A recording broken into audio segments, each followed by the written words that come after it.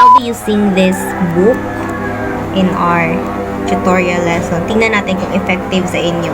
So, nasa chapter 5 po tayo. Linear equation and inequalities in two variables. So, ayan lahat. Chapter 5 muna, ha? Kasi ito yung lesson nila. Hello everyone! Welcome to aroMATHerapy Tutorial Services. This is Jen Dorado, your tutor.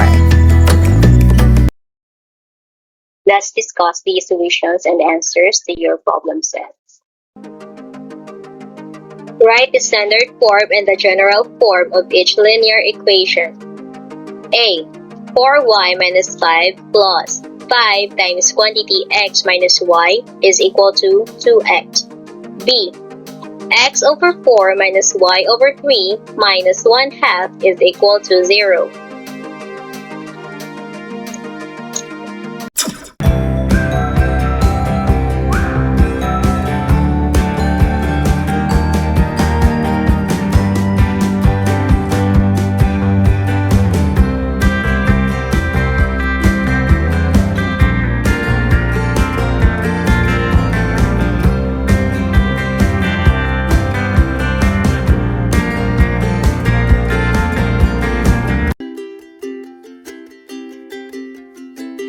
For this problem, you need to recall your basic algebra, specifically simplifying algebraic expressions or equations. The standard form of the linear equation in two variables is written in the form ax plus by is equal to c, where a, b, and c are elements of real numbers such that a and b is not equal to 0.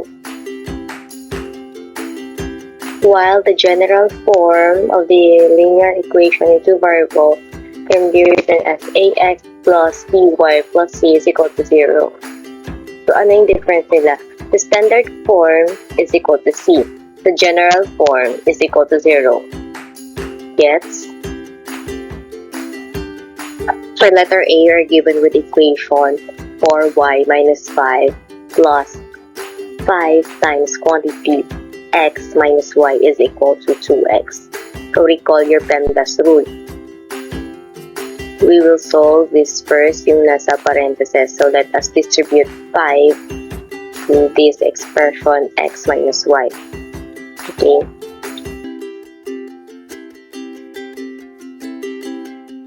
Okay, sulat muna natin yung given.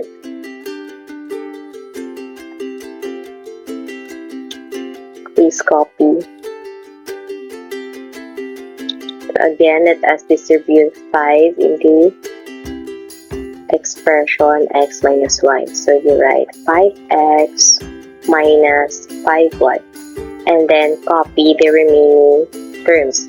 4y minus 5 plus, yan na siya, yung 5x minus 5y is equal to 2x.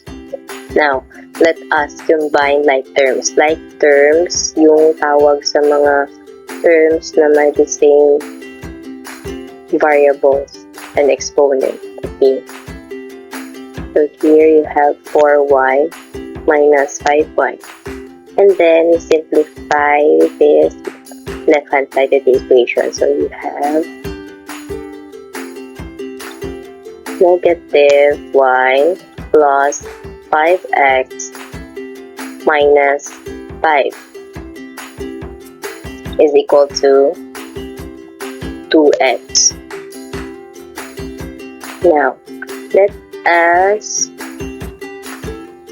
transpose 2x sa kabila, or simply subtract 2x on both sides of the equation.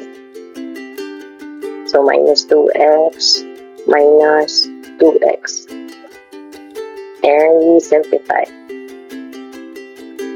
On the right-hand side, magiging 0 na siya. So, your right is equal to 0.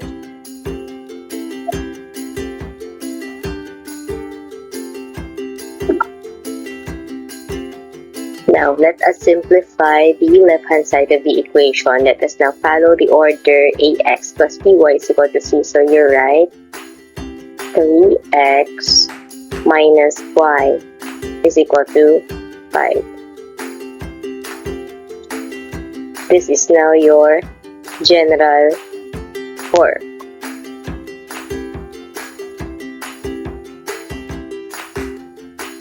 Copy.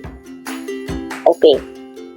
In converting this one into standard form, you just need to transpose 5 on the left-hand side of the equation. At ano mangyari sa 5 magiging positive 5? This negative 5 here will become positive 5 since dumaan siya sa equal sign. Okay? Ayan. I-transfer natin siya dito sa right. Here, right? 3x minus y is equal to 5. Naging positive na siya. So, this is now your standard form.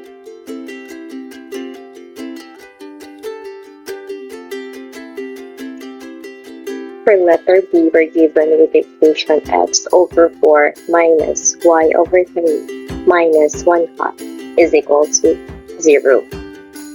So let's try to copy the given para malinis yung solvents natin. We write x over 4 minus y over 3 minus 1/2 is equal to 0. We need to get rid of this denominator, so we need to solve for the least common denominator. In solving for the least common denominator, we need to recall your LCM or the least common multiple. This means we need to get the least common multiple of 4, 3, and 2. Okay, so let us solve. 4, 3, 2, 2, 4 divided by 2, 3. Then copy 3 kasi hindi naman siya divisible. So you write 1. Means 2 divided by 2 is equal to 1. Now, divide nyo ulit siya by 2.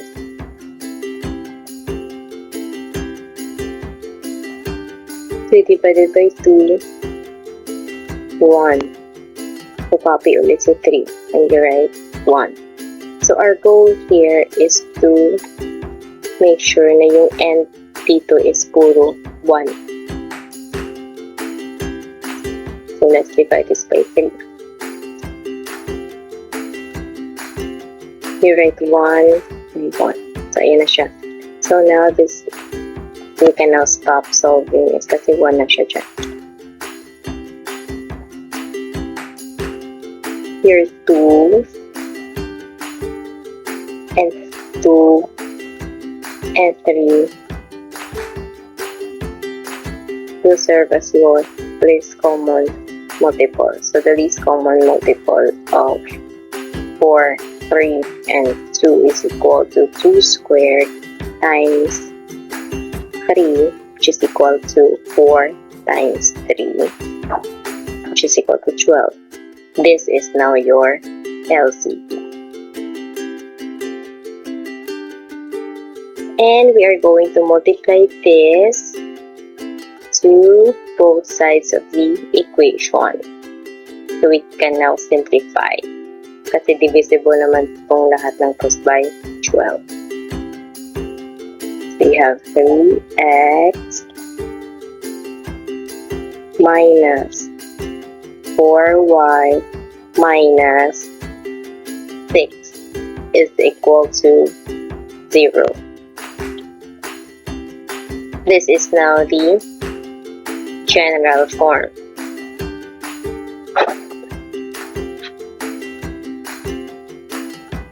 Now let S transpose 6 on the right hand side. So you have 3x minus 4y is equal to 6. positive 6. Again, ano nga, bakit naging positive 6?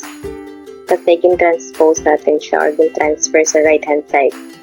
At lumaan siya sa equal sign. So, mag-iiba yung sign. Okay.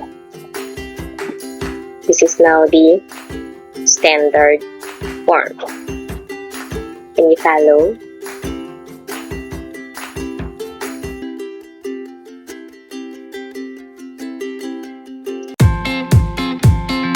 Thanks for watching. God bless everyone. There should be no such thing as boring mathematics. Reduce math anxiety. Say yes to aroMATHerapy.